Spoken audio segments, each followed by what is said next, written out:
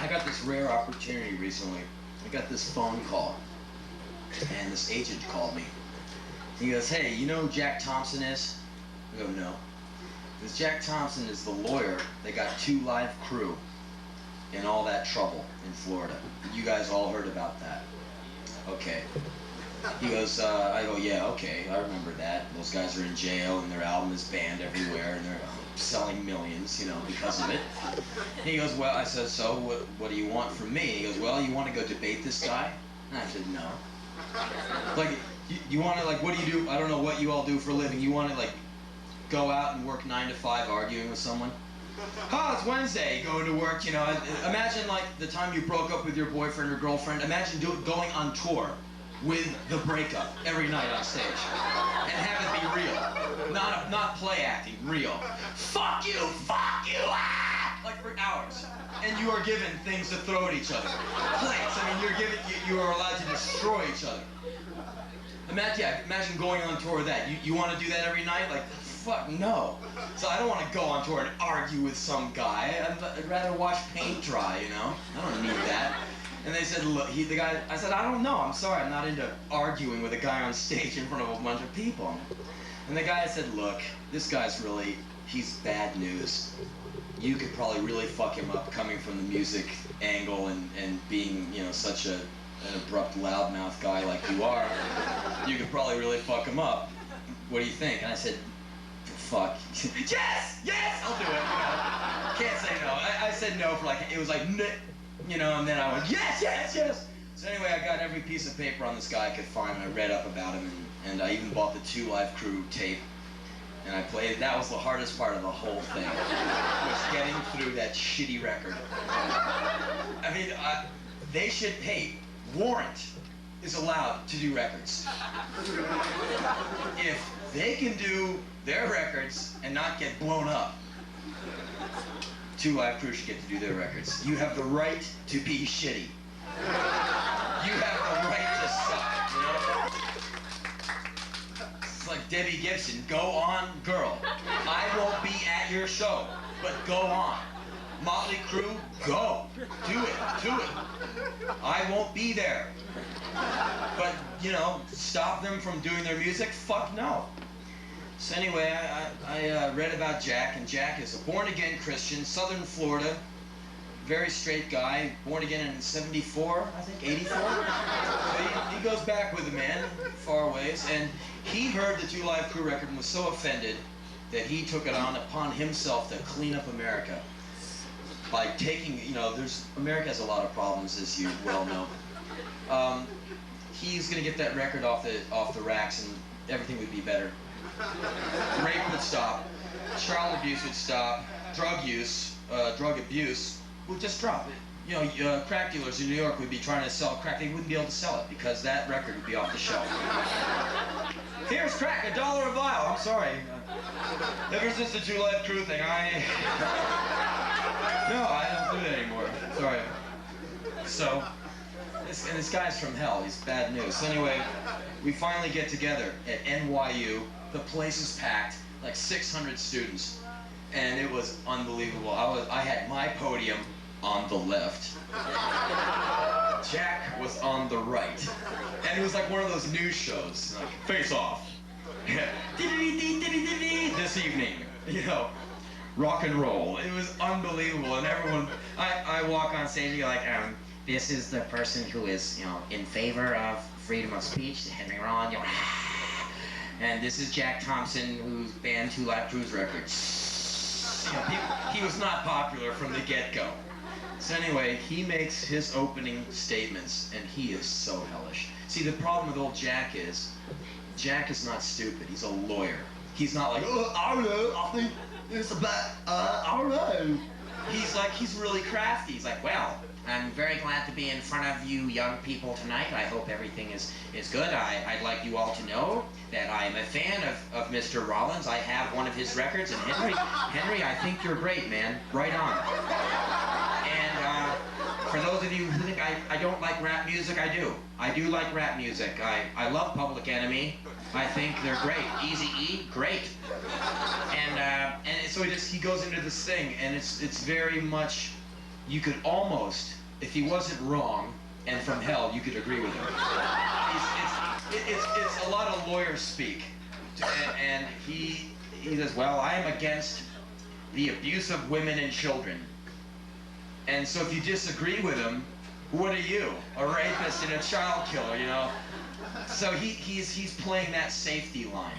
So he makes his opening statement, and then I talk for a while just saying, well, the thing that Mr. Thompson doesn't address is the fact that Luther Campbell, who's basically Two Live Crew, Luther Campbell should be on the cover of Forbes magazine, which is like the big money mag in America. Like top 10 money makers, they have some guy in a suit. Hi, I'm richer than you. Want to be like me? Buy this issue. He should be on the cover. The guy's a genius. Here is a product, a typical product of America. A black male, uneducated, raised in jail, like a 4th grade education, lives in a shitty ghetto which none of you people would want to be in for 20 seconds. I mean, I've been to where that guy comes from. You don't even want to see it via helicopter. It's like hell. He comes out of that making up music about the only things he knows anything about. The only opportunity he's ever been given to know anything about is like his dick. So what does he sing about? He can't sing about, you know, nuclear missiles because all he knows is his dick and violence and, you know, all that bullshit. So he sings about it, becomes a multi-millionaire. It's a total American success story. And I said, you know, Jack, he's more successful money-wise than you. He made more of himself with, you know, I said, you have an education, I have an education, we are privileged in America, we are white males. That's the most privileged bird in that country, man. You can do anything. You can walk on water being a white male, you know? And I said, here's a black male, which the white male is emasculated for these so many years, and he's a millionaire, and all you can do is slap his hands and take his records out of the store. I said, don't you realize if you educated that guy from jump like you got, like I got educated, that he would have no need to do such a shitty record. He would do something righteous instead. And instead of getting into education, equal opportunity, and giving people a fucking chance, all you do is bust the guy. It's like solving the drug problem by shooting crack dealers. It's like, you know, it's like getting rid of the weeds in your garden by clipping the tops so the dandelions. Looks nice for a couple of weeks, but they come right back up again. Crack dealers, you shoot them in the head, they grow another head. You know, you can drag the corpse away from the corner. In 20 minutes, they will install a new crack dealer there. Because the neighborhood they come out of, either you're going to deal some drugs and get some dough and try and get out of there, or you're going to watch yourself grow old in a place that's like Beirut, you know? And he can't get to that. I said, have you ever been to a ghetto? You know, well, I've seen one in Life magazine. I mean, I said, have you ever, you know, no, he's middle, you know, I said, you're middle class, you're white, you're a Christian, where do you get off, you know? And so we go back and forth. And he's doing the legal speak on me. I agree with you, Henry, I agree with you. We have common ground, no matter what you say to him. I agree with you. So finally, he's trying to prove to everybody what a great guy he is. And he says, well, I defend women for free in rape cases. And, you know, some harumph-harumphs in the crowd, like, that's pretty righteous, you know. If you're a woman who's raped and perhaps you have no money, he will defend you for free, which is called pro bono. That's not bad. Think about that. Where we are, our consciousness, our mind is always the discount price. Like, oh, that's half off, I'll buy 2. Oh, $2 off, oh, here we go, let's get it free, hey, man, give it here. Like, in America, you could line people up around the block and sell them cups of dirt if you just said half off today. Half off? A cup of dirt? Hey, come on, fellas, let's go. I mean, say if I came to your house one day, show ding dong, Henry bro, come in, hi. I come in with a 10-pound bag of dog shit. Not like shit like Panama Red, man, or no, shit from the pit bull next door to my house. Dog shit, a little bit of dirt, and dead grass from me scooping it up. I go, here! And you go like, thanks, what's this? Dog shit. 10 pounds, a little more. What? Dog shit, pure dog shit. There it is. Why are you giving? It's free. That's free shit for you. A lot of people go, what, really? Yeah, free? Cool. And it would take them a few days to figure out what the fuck to do with it. What I'm trying to get at is just because something is free doesn't necessarily mean it's any good. Now here's a guy who wants to ban records and he wants to defend you? God, I don't know. I'd rather defend myself. Thank you very much. So that didn't work. The students went, wait a minute, you know? And they basically said in their own, someone said their version of what I just said to you. And he got like, wow, the reason I defend women is because I know what it's like to be a woman on her back getting raped. There was, yeah, unbelievable. There was about 4.4 seconds of silence. That was everyone inhaling. Like, and then like the shitstorm, fuck you! Like our toupees nearly came off. The wind was, people's esophaguses were flying out. And it was just unbelievable. That's one thing you shouldn't say.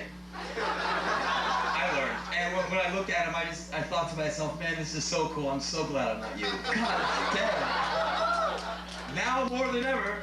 And so anyway, I look out into the crowd and there's this pack of girls right about over there. And they're all up. And this one girl they're all like screaming and saying all this shit. And this one girl kind of like talks over everyone. And she goes, Mr. Thompson, what is it like? I don't know. What is it like to be a woman with a man on top of me? And the whole place is laughing at Jack Thompson. It's just like you see the wheels spinning. Like he's in neutral, man, and he's trying to get in gear. He's like, he's like trying to all his legalese, clutching desperately for the Billboard magazine. Well, the Mies Commission report. You know, sorry, Jack, you fucked up. Now, that's a mistake, fellas, that you can often make. Say you have a friend who's been raped, and you hear about it. You know, Sue got raped. You go up to Sue. God, Sue, I'm really sorry. You know, and Sue's bumming out. She's a little distressed. You might figure, Sue, I know what you're going through. You know, and you say that because you mean well, because you want to try and be there for someone else. But fellas, you want to get beat up by a girl? No, of course not. Don't say that kind of shit. I know what you're going through. You don't. Unless you've been fucked in the ass in prison or something. You don't know what it's like to be raped, so don't ever say you do. I know you mean well. I did that once by accident. No, I'm really sorry. I know what it's like to be, you know, like this girl went, no, you don't! And I was like, fuck, man, you're right. I'm sorry, you know. Like if you're in a neighborhood, you know, if you guys are in a neighborhood where there's like a lot of gay boys, you know, and you walk down the street and they're checking you out. Oh, nice tattoos, and they're like looking at your dick and stuff, and you're like, damn, man, this is fucked, you know. And then you get home, I know what it's like to be a woman now, you know.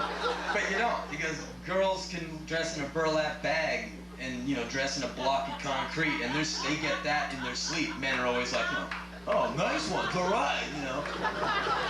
If I was a woman, there'd be a lot of dead motherfuckers, and I'd be behind prison bars now, because I'd just be shooting some motherfuckers left and right, so. Yeah, I know. I'm running for president, see? Trying to get you girls to like me. I know what you're going through. So anyway, we did 2 nights, me and Jack. I think I won. Village Voice did a great cartoon of the two of us boxing. It's great. And he's all stick-armed, and I'm like looking like Tyson.